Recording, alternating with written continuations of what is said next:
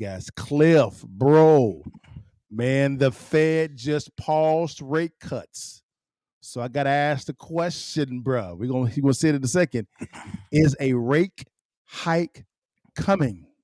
Is a rate hike coming? So let's see what's actually happening real quickly, and then we will respond, man. This right here, brother, was something. Me and Cliff was talking about this for a long period of time about this potentially happening. So Cliff, man, let's see what's going on, brother.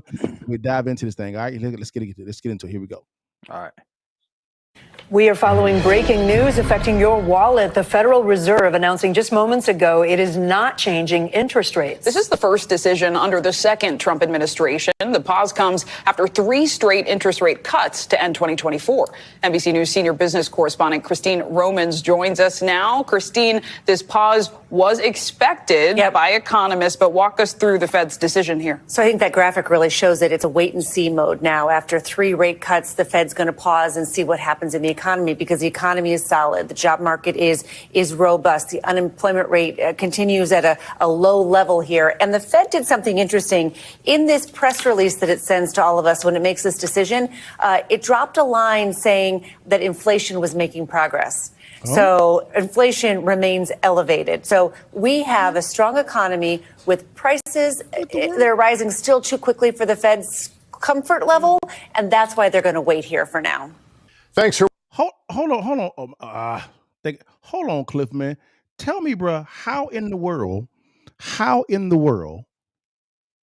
is everything going so well if they have the inflation is coming under control, but prices are still high. What that mean, bro? I don't know. It's not responding the way they thought. Right. I guess my question is, it don't make no damn sense what she's saying.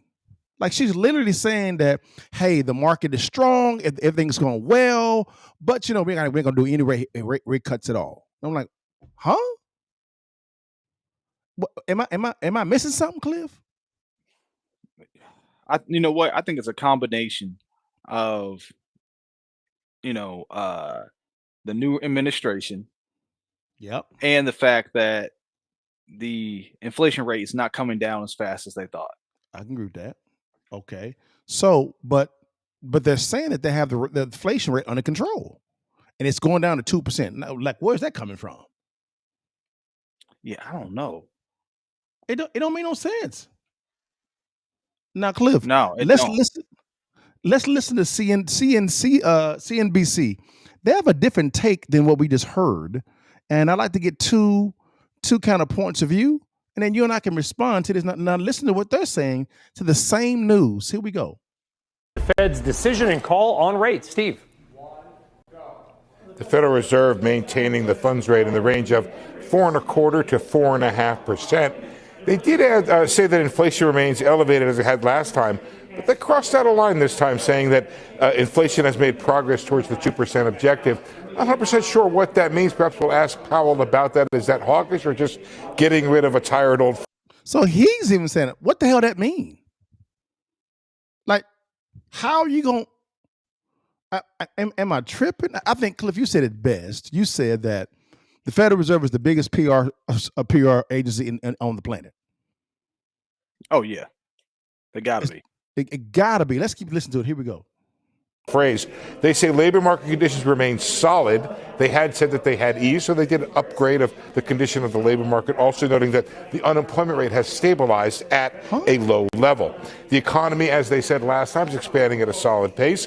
The committee is watching risk on both sides of its dual mandate. The statement says the committee is still considering the extent and timing of additional adjustments.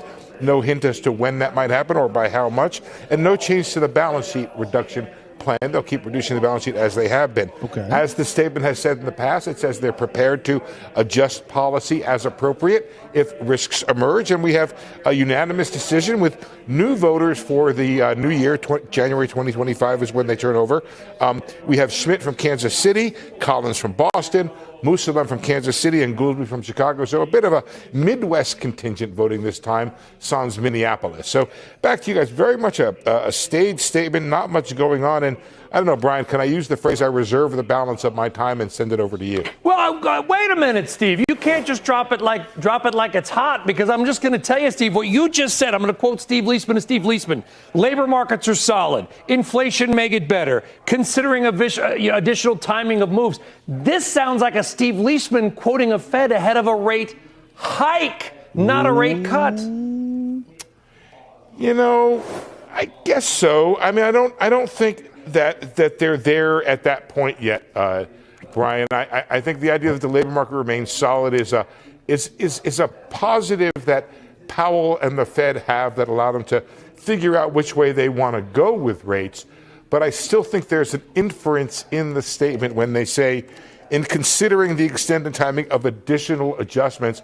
And by the way, Brian, you do add the important point here, which is that one of the keys that I've been saying to this meeting is, does Powell affirm that with all the other things that are going on that y'all were talking about in the last segment, tariffs and tax policy and all the other stuff, will he affirm that the direction of travel is still downward? That's really important. Is he still confident that inflation is moving towards the 2% target? Those are the two monetary policy keys as I see them to the press conference that's coming up. Quickly, Steve, usually the big mover when we get the statement is also the projections, the dots as I won't call them.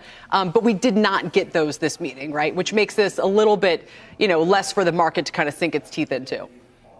Right, no dots. The dots come four times a year. I have no problem saying dots if they want to fire me for saying dots. By the way, this is a little inside baseball where we had an old boss who didn't like us to say the word dots. I don't actually know what the new policy is, but in any event, they come four times a year. There is one question, Kelly, we might ask the chair, which is he did answer it one time, and we said, hey, if you were to do the dots now, are the old dots still good? That might be an interesting question, though. I don't know that enough has changed now to ask him that question in terms of, you would say, well, I think the two cuts are still something that the Fed would more or less back. But remember, it was a close call last time.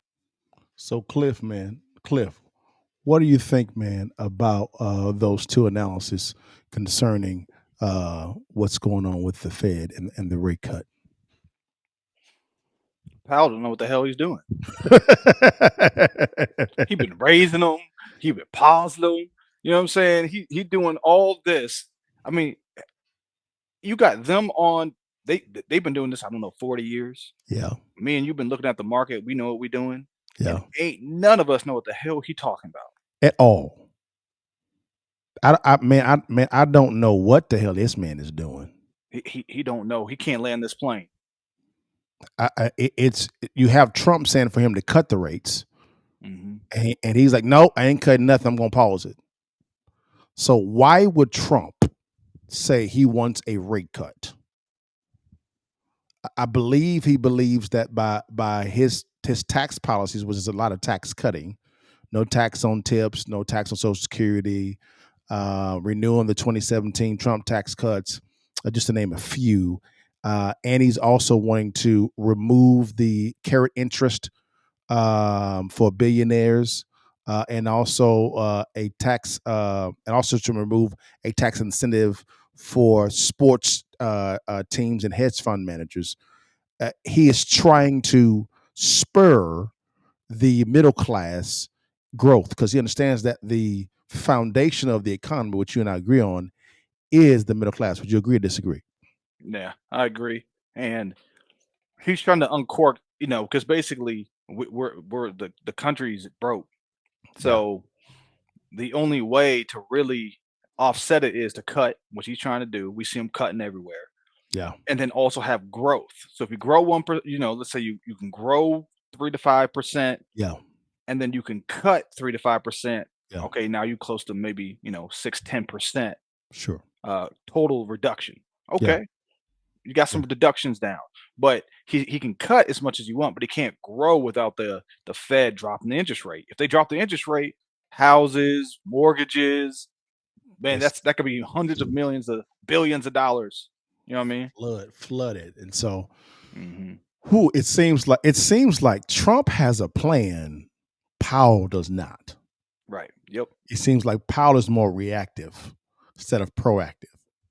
Does that make sense or no? Yeah. I think Powell to me comes off like he's like he really don't know. Like honestly, he because let's start off with the word he loves the most. We love it, it's our transitory.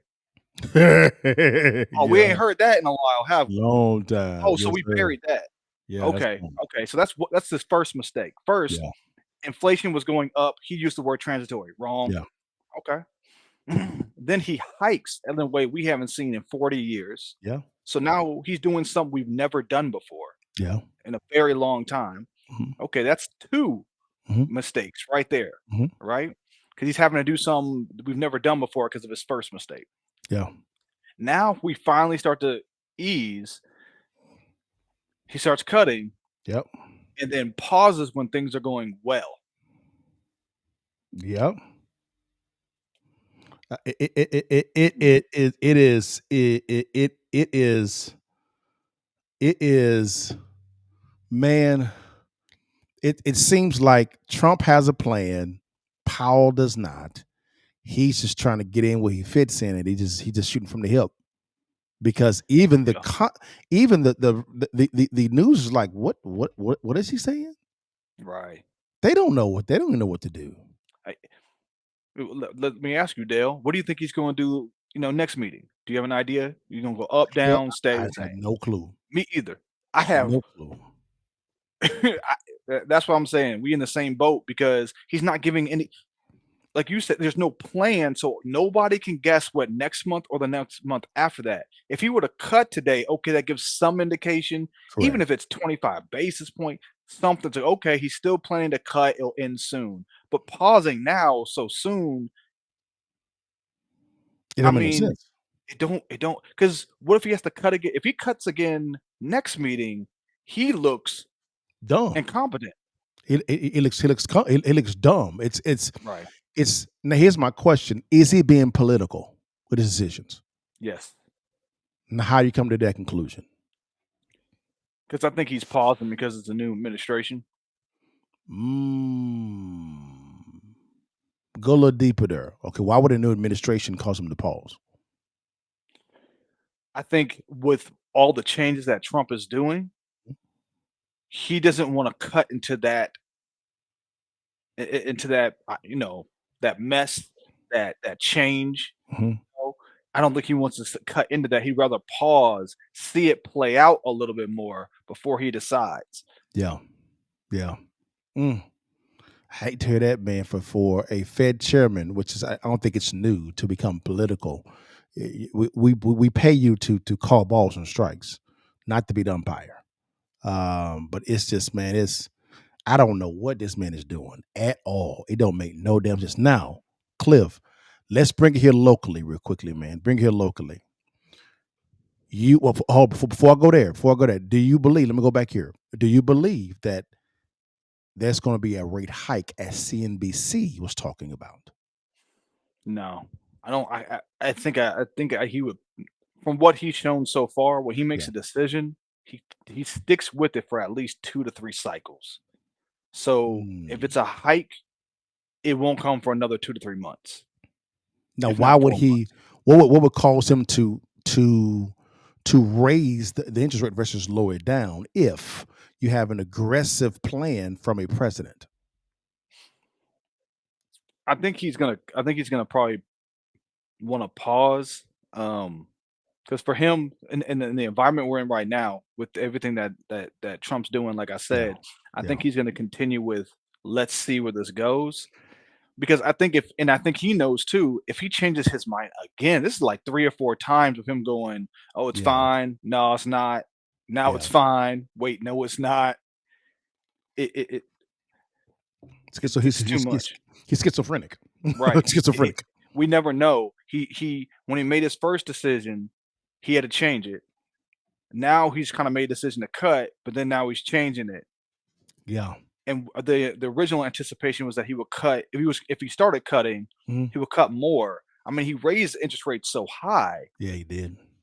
that He did. now the government is paying so much interest compared to what we did previously because he had to raise the interest rates. But I think he had to because of the amount of printing that was going on. Yeah, that's true. Biden was printing his little ass off.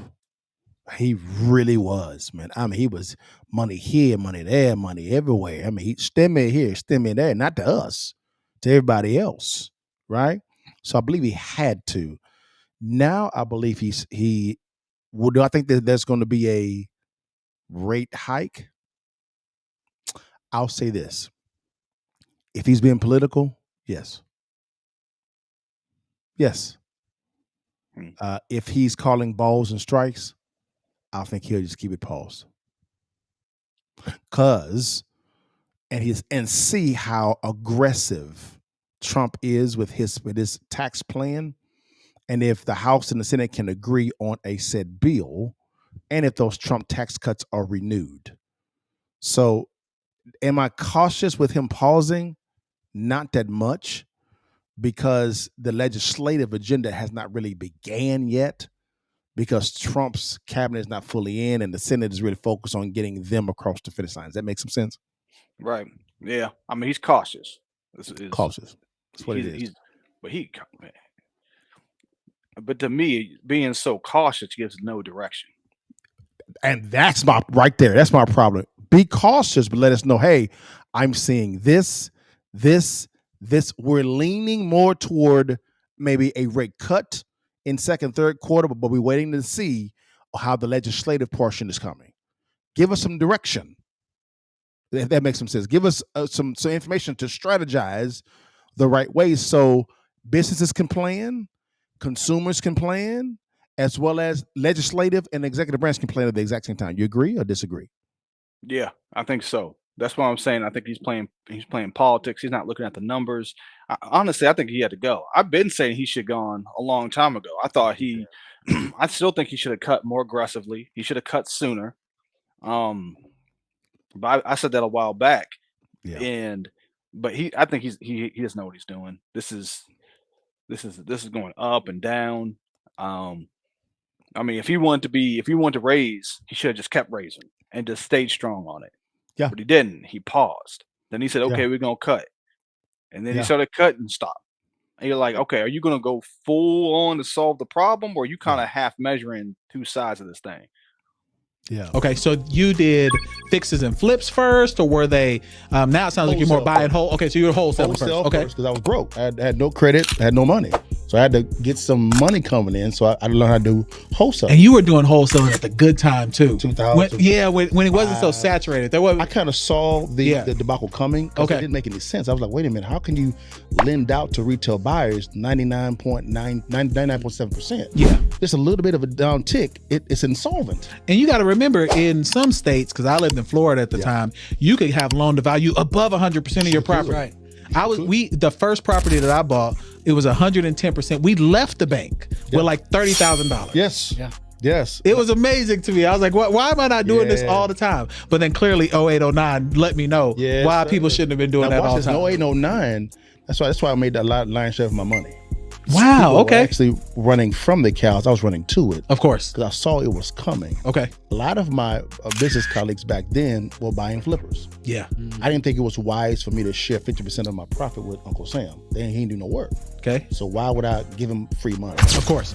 Okay, how can I make sure I'm still legal, but keep the lion's share of the cash flow? Of course. So I began studying the tax code with my accountants and CPAs, and I said, okay, I'm going to buy and hold a lot of properties. Now watch this. I actually buy a lot of properties. I take home money when I actually acquire it every single time. Okay, you need to break that down just a little bit.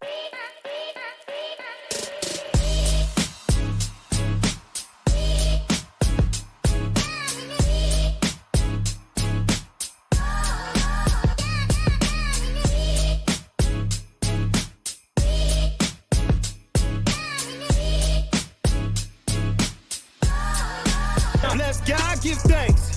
Bless God, give thanks. Bless God, give thanks. Bless God, give thanks. Big God, big grace.